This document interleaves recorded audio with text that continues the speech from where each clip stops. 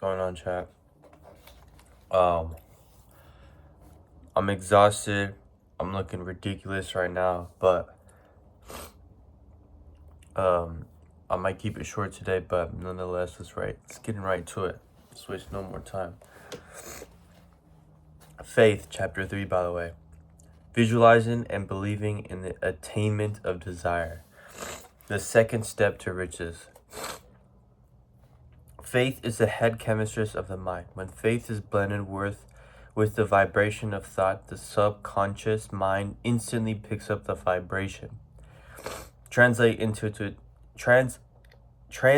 it into its spiritual equivalent, and transmits it to infinite intelligence, as in the case of prayer. Faith, love, and sex are the most powerful of all the major positive emotions. When the three are blended, they have the effect of coloring the vibration of thought in such a way that it instantly reaches the subconscious mind, where it is changed into its spiritual equivalent, the only form that induces a response from infinite intelligence. Love and faith are psychic, related to our spiritual side. Sex is pure biological and related only to the physical. The mixing or blending of these three emotions has this effect of opening a direct line of communication between the finite thinking mind and infinite intelligence. How to develop faith. Faith is a state of mind that may be induced or created by affirmation and repeated instructions to the subconscious mind through the principle of autosuggestion. As an illustration, consider the purpose for which you are, presumably, reading this book. The object is naturally to acquire the ability to transmute the intangible thought of impulse of desire into its physical counterpart, money. By following the instructions laid out in Chapter 3 on autosuggestion and Chapter 11 on the subconscious mind, you may conceive the subconscious mind that you believe you will receive what you ask for. It will act upon that belief, passing back to you in the form of faith, followed by defined plans for procuring your goals. The method by which one develops faith where it does not already exist is extremely difficult to describe. Almost as difficult, in fact, as it would be to describe the color of red to a blind man. Faith is a state of mind that you may develop at will after you have mastered the 13 steps to riches in this book. Making repeated affirmations to your subconscious mind is the only known method of developing the emotion of faith, faith voluntarily.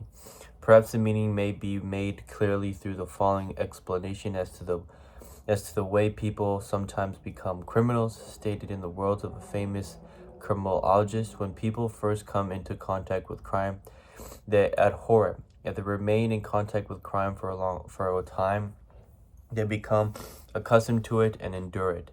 If they remain in contact with it long enough, they will finally embrace it and become influenced by it.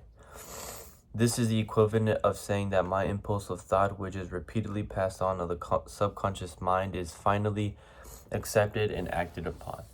The subconscious mind proceeds to translate that impulse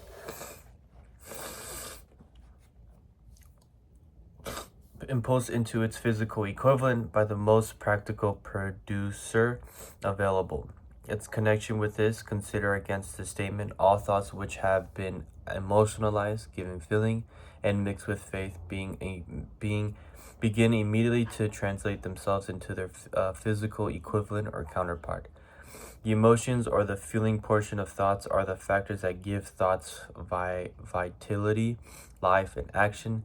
The emotions of faith, love, and sex, when mixed with any thought impulse, give it greater action than any of these emotions can do singly. Not only thought impulses which have been mixed with faith, but also those that have been mixed with any of the positive emotions or any of the negative emotions may reach and influence the subconscious mind. From this statement, you have understand that the subconscious mind will translate a thought impulse of a negative or or constructive nature into its physical equivalent, just as really as it will act upon thought impulse of a positive or constructive nature. This accounts for the strange phenomenon so many millions of people experience, referred to as misfortune or bad luck. Millions of people believe themselves doomed to poverty and failure because of some strange force over which they believe they have no control. They are the creators of their own misfortunes because of this negative belief, which is picked up by the subconscious mind and translated into its physical equivalent. This is an appropriate place at which to suggest again that you may benefit by passing on to your subconscious mind any belief, any desire that you wish translate into its physical or monetary equivalent in a state of expectancy or belief that the transmutation will actually take place. Your belief or faith is the element that determines the action of your subconscious mind. There is nothing to hinder you from deceiving your subconscious mind when giving it instructions through auto-suggestions. As I deceived my son's subconscious mind to make the deceit more realistic, conduct yourself just as you would if you were already in possession of the material thing which you are demanding. When you call upon your subconscious mind, the subconscious mind will transmute into its physical equivalent by the most direct and practical media available. Any order given to it in a state of belief or faith that the order will be carried out. Surely enough has been stated to give a starting point from which one may, through experiment and practice, acquire the ability to mix faith with any order given to the subconscious mind. Perfection will come through practice. It cannot come by merely reading instructions. If it is true that one may become a criminal by association with crime, and this is a known fact, it is equally true that one may develop faith by voluntarily suggesting to the subconscious mind that one has faith. That mind comes finally to take on the nature of the influences that dominate it. Understand this truth, and you will know why it is essential for you to encourage the positive emotions as dominating forces of your mind and discourage and eliminate negative emotions. A mind dominated by positive emotions become a favorable abode for the state of mind known as faith. A mind so dominating may at will give the subconscious mind instructions which it will accept and act upon immediately. Excuse for the sniffing. Unfortunately, I don't have a napkin near me, nor did I blow my nose before reading.